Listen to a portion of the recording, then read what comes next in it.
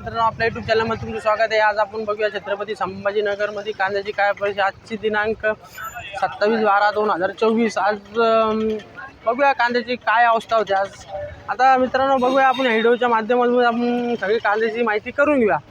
आज कांद्याची आवक कमी होती, कमी म्हणजे तरी 3-5 हजार गुणीची आवक होती पुऱ्या मार्केटमध्ये। त्याच्यामध्ये काही लॉट विकलेले आहे 2050।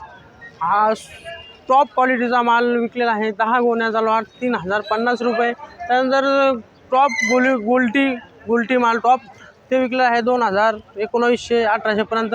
त्यामध्ये बरेच आज पाण्याची आवश्यकता होती, त्यामुळे थोडेसे माल पण ओले झालेले आहे। तुम्ही बघू शकता माल ओले झालेला आहे, कारण की शेतकरी बांधवांना एवढं सांगणं आहे थोडी पाण्याचं पोझिशन बघूनच माल भरा, कारण की इथे आल्यावर बी नुकसान। आज जे माल 2000-2100 रुपये विकणारे आज ते 15-16 रुपये विकलेले आहे, कारण की हा पुरा इथं वातावरण खराब झालं टायमावर, त्याच्यामुळे थोडंसं नुकसान झालेलं आहे।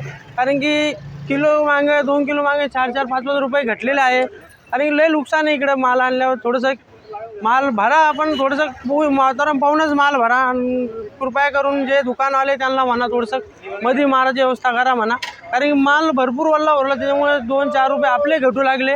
धन्यवाद।